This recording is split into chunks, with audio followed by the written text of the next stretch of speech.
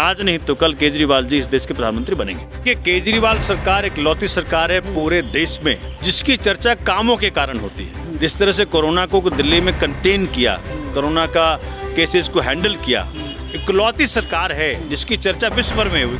Corona काल में हमने एक भी व्यक्ति को भूखा नहीं सोने दिया। देश बढ़ रहा है उस तरफ। केजरीवाल सरकार एक लौती सरकार है पूरे देश में जिसकी चर्चा कामों के कारण होती है। चाहे वो शिक्षा में काम हो, स्वास्थ्य सेवाओं में काम हो, मोहल्ला क्लिनिक हो, सड़क हो, बिजली हो, पानी हो, इकलौती सरकार है। मैं इस बात को दावे के साथ कहता हूँ। और इस बात की चर्चा सिर्फ हम ही नहीं कर रहे हैं, जो हमारे पॉलिटिकल अपोनेंट्स हैं वो भी करते हैं। और पॉलिटिकल अपोनेंट्स के जहाँ जहाँ सरकारें हैं वहाँ जाकर के हमारे मोहल्ला क्लिनिक के आधार पर वहाँ खोलना चाहते हैं, स्कूल की व्यवस्था ठीक करना चाहते हैं, लेकिन उनसे हो नहीं पाता है। क्योंकि इच्छा जब अंतरतम से आए तब जाके बात बनती है। तो वैसे तो ये पिछला साल जो रहा हम सबके लिए बड़ा मुश्किल का रहा, कोरोना काल का रहा। कोरोना काल में भी जो केजरीवाल साहब ने जो काम करके दिखाया, जिस तरह से कोरोना को दिल्ली में कंटेन किया, कोरोना का केसेस को हैंडल किया, इकलौती सरकार है जिसकी चर्चा विश्व भर में हुई। क्यों हुई? कहा home isolation. Home isolation Kejriwal सरकार की देन है पूरे विश्व को। तो होम आइसोलेशन के कारण दिल्ली के अंदर कभी वो स्थिति पैदा ना हुई जो अमेरिका में स्थिति पैदा हुई, जो इटली में स्थिति पैदा हुई, क्योंकि वहाँ पे होम आइसोलेशन था नहीं, सारे बेड भर गए। दिल्ली के अंदर होम आइसोलेशन रहने के कारण बेड्स की कमी नहीं हुई और आज तक कमी नहीं हुई। तो कोरोना को सबसे बेहतरीन तरीके से हैंडल करने वाले मुख्यमंत्री केजरीवाल साहब और दिल्ली सरकार ने बहुत बेहतरीन प्रदर्शन किया। कोरोना काल में हमने एक भी व्यक्ति को भूखा नहीं सोने दिया, किसी को खाने की कमी नहीं होने दी, राशन कमी नहीं होने दी। बच्चे स्कूल वाले जो ऑनलाइन पढ़ सकें उनके लिए हमने व्यवस्था कराई। तो हर तरफ से कोरोना काल का ही आप अचीवमेंट मानेंगे लास्ट ईयर का, कि किस तरह से इकोनॉमी का देख लीजिए। जब बाकी सरकारें अपने अपने सरकारी कर्मचारियों के तनख्वाहें काट रही हैं 30%, योगी जी ने यूपी के अंदर 30% तनख्वाह काट ली अपने कर्मचारी की, 2 साल का डीए ख़त्म कर दिया। दिल्ली के अंदर केजरीवाल सरकार ने इकोनॉमी की इतनी अच्छी स्थिति की कि किसी की सैलरी काटने की ज़रूरत नहीं पड़ी। तरक्की के 1 साल या तरक्की के 6 साल? नहीं, हम तो कंटिन्यूम में हैं, चूँकि एक जुनून लेके बैठे हुए हैं दिल्ली में कि जी दिल्ली को विश्व का सबसे बेहतरीन शहर बना के रहेंगे। ये जुनून लेके बैठे हुए हैं। मुझे लग रहा है कि इस बार दिल्ली का मूड हमें एमसीडी को देने में भी है।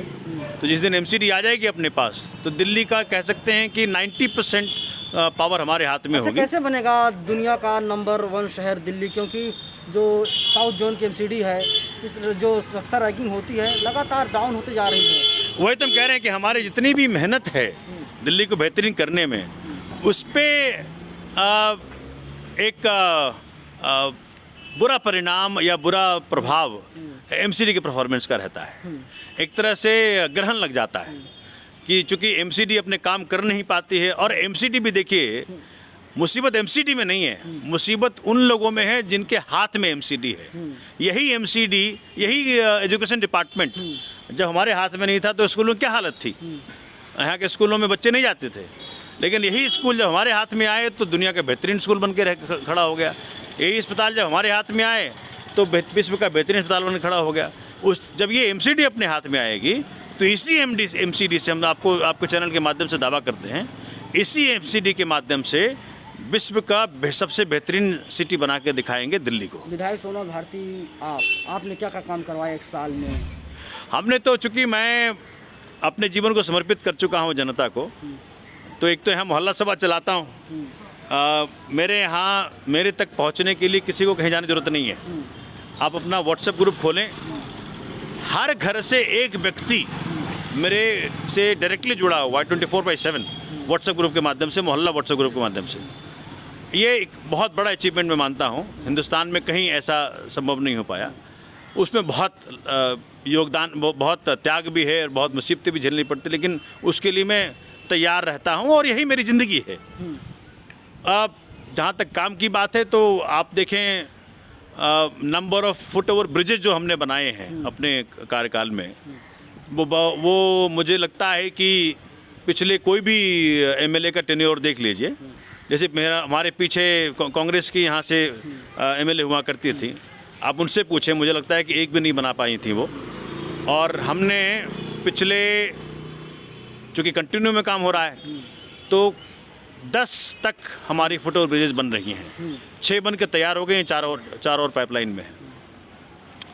और ये जो वाटर डिस्ट्रीब्यूशन का हमारे यहाँ बहुत बड़ा काम चल रहा है, दिल्ली में पहला काम चल रहा है ये, जहाँ की वाटर डिस्ट्रीब्यूशन को हमने डिसेंट्रलाइज कर दिया।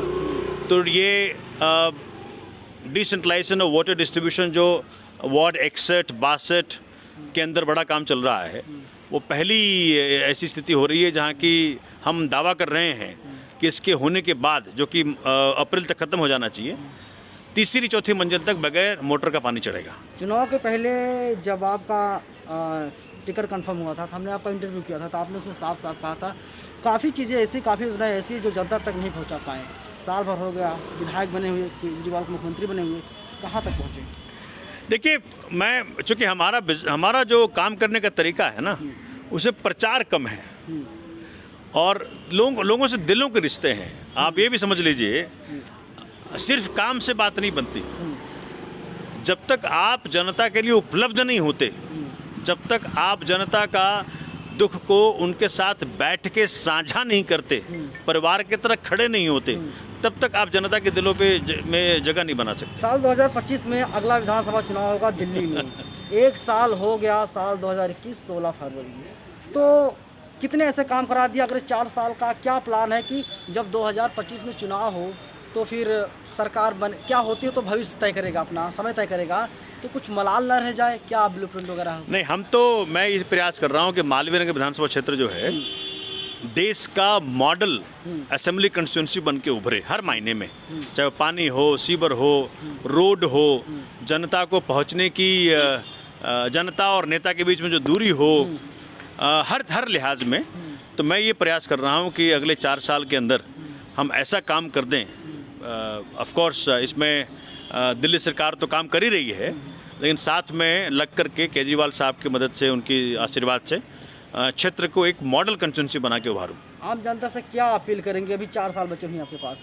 नहीं, जनता तो जग गई दिल्ली की। देखो, जनता अगर जगी नहीं होती ना, तो पूरी कोशिश कर ली मोदी सरकार ने यहाँ पे दिल्ली के अंदर, कितने मुख्यमंत्री उतारे, कितने सांसद उतारे, कितने एमपी उतारे, लेकिन योगी जी भी आए थे यहाँ पे प्रचार करने के लिए, लेकिन दिल्ली ने उनको नकार दिया। तो जनता तो दिल्ली की पूरे देश को एक दिशा दिखा रही है कि भाई कुछ भी हो जाए, सच का साथ दो। कितना भी दबाव आ जाए, कितना भी प्रताड़ित करने की प्रक्रिया कर ले अपोजिशन पार्टी, लेकिन सच का साथ दो। चूँकि हाथ कंगन को वारसी क्या, पढ़े लिखे को फारसी क्या।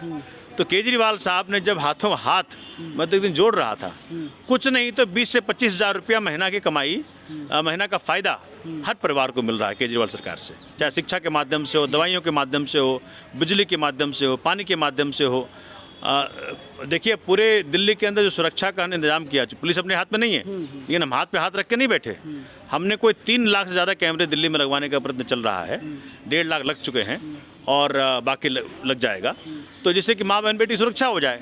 हमारे कैमरे लगने से कई चोर पकड़े गए, कई डकैत पकड़े गए, कई सारे ऐसी वारदात होने से बच गए, क्योंकि चोरों को पता है कि भाई दिल्ली में कैमरे, केजरीवाल ने कैमरे लगा रखे हैं हर तरफ, उसकी रिकॉर्डिंग मिल जाती है, उससे क्राइम कंटेन में फ़ायदा मिलता है। मैं तो इस बात को बार बार कह रहा हूँ कि भाई जिसने काम किया हो वो काम दिखाएगा।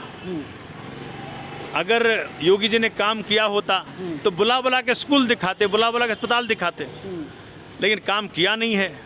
तो भाई अब क्या करेंगे? अपोजिशन इस बात को उघाड़े नहीं, अपोजिशन इस बात को एक्सपोज ना करे, दिखाए नहीं, इससे डर के मारे हमारे विधायकों को वो स्कूल देखने नहीं देते, अस्पताल जाने नहीं देते। और अगर जैसे मुझे वहाँ पे उन्होंने जेल में बंद कर दिया, लेकिन जेल में बंद करने से बात छुपी नहीं। जेल में जितने कैदी थे, अब सबको ये बात मालूम पड़ गई।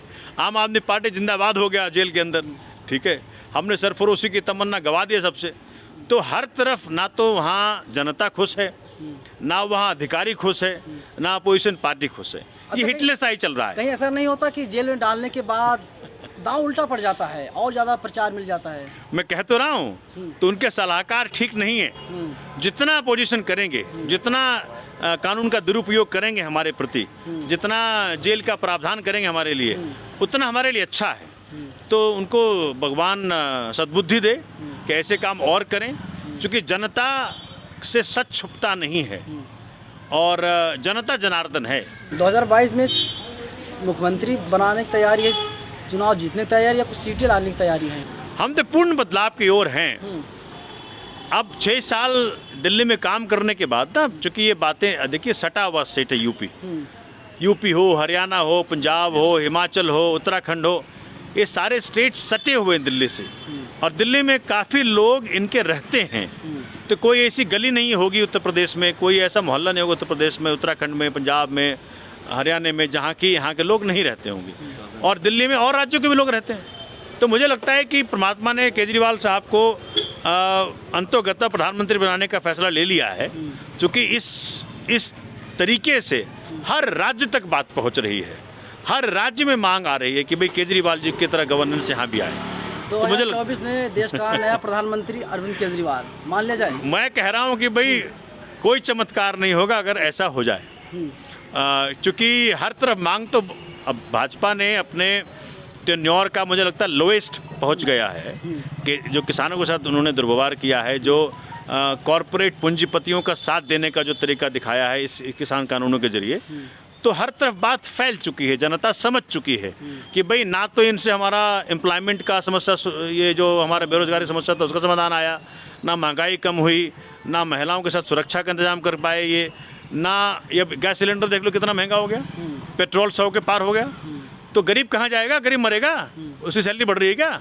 उसको भाई 14,000 15,000 से अब सैलरी देने का प्रयत्न भी करते हो, और नौकरियाँ ऐसी जा रही जैसे कि पता नहीं पानी बह रहा हो गंगा में, आपसे प्राकृतिक संपदा नहीं संभल रहा, जैसे उत्तराखंड के अंदर वो चमोली में जो आया।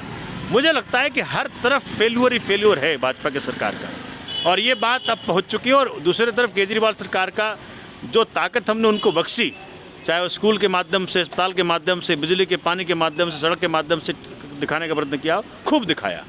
तो 2 मॉडल है देश के सामने आज, एक तरफ योगी जी का मॉडल, मोदी जी का मॉडल है, एक तरफ केजरीवाल जी का मॉडल है, वर्सेज है। और कांग्रेस का तो मॉडल कोई है नहीं, कांग्रेस अभी अपने घर को संभाल रही है। तो मुझे लगता है कि देश बढ़ रहा है उस तरफ कि आज नहीं तो कल केजरीवाल जी इस देश के प्रधानमंत्री बने।